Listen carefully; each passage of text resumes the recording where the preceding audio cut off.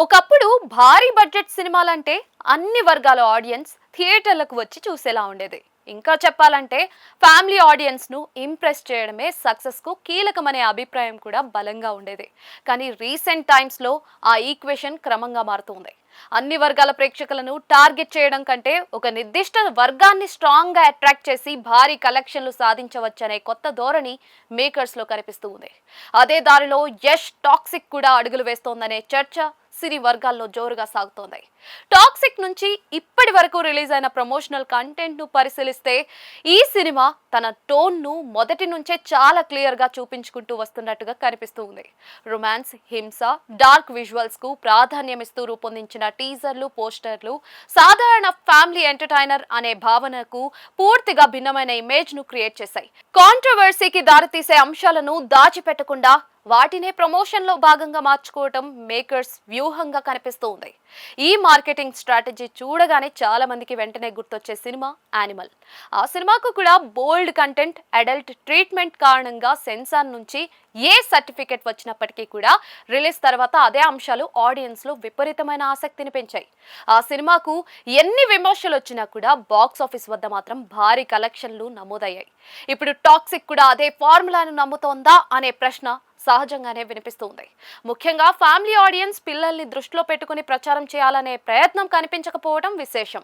దీన్ని కొందరు ధైర్యమైన నిర్ణయంగా చూస్తే మరికొందరు పెద్ద రిస్క్ గా విశ్లేషిస్తూ ఉన్నారు. ఎందుకంటే ఇండియన్ మార్కెట్ లో ఫ్యామిలీ ఆడియన్స్ ఇప్పటికీ కూడా భారీ కలెక్షన్లకు కీలక బలంగా నిలుస్తూ ఉన్నారు.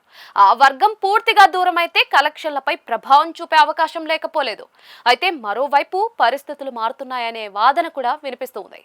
యూత్, మాస్ ఆడియన్స్ ఓవర్సీస్ మార్కెట్లో అడల్ట్ యాక్షన్ డ్రామాలకు పెరుగుతున్న ఆదరణను దృష్టిలో పెట్టుకుని మేకర్స్ ముందుకు సాగుతున్నట్లుగా తెలుస్తోంది.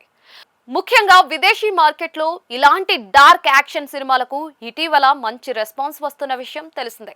అందుకే అన్ని వర్గాల కంటే తమకు నచ్చిన టార్గెటెడ్ ఆడియన్స్ పైనే టాక్సిక్ పూర్తి దృష్టి పెట్టినట్లుగా కనిపిస్తూ ఉంది. ఇక ప్రమోషన్ లో వివాదాలను కూడా ఒక మార్కెటింగ్ సాధనంగా ఉపయోగించుకోవటం మరో ఆసక్తికరమైన అంశం.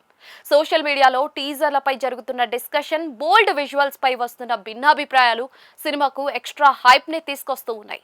విమర్శలైనా ప్రశంసలైనా సినిమా పేరు ఆడియన్స్ లో వినిపించడం ముఖ్యమనే ధోరణి టాక్సిక్ మేకర్స్ లో చాలా స్పష్టంగా కనిపిస్తూ ఉంది. మొత్తంగా చూసుకుంటే టాక్సిక్ ఒక సురక్షితమైన మార్గాన్ని కాకుండా రిస్క్ తో కూడిన వ్యూహాన్ని ఎంచుకున్న సినిమా అనే అభిప్రాయం బలపడుతుంది. ఈ ప్రయోగం యానిమల్ తరహాలో బాక్స్ ఆఫీస్ సంచలనంగా మారుతుందా, లేక ఫ్యామిలీ ఆడియన్స్ ను కోల్పోయిన ఎఫెక్ట్ సినిమా రిజల్ట్ పై పడుతుందా అన్నది రిలీజ్ తర్వాతే తేలనుంది. ఏదేమైనా కూడా రిలీజ్ కు ముందే ఈ సినిమా చుట్టూ పెద్ద డిస్కషన్ ను సృష్టించడంలో మాత్రం మేకర్స్ ఇప్పటికే విజయం సాధించారని చెప్పడంలో సందేహం లేదు.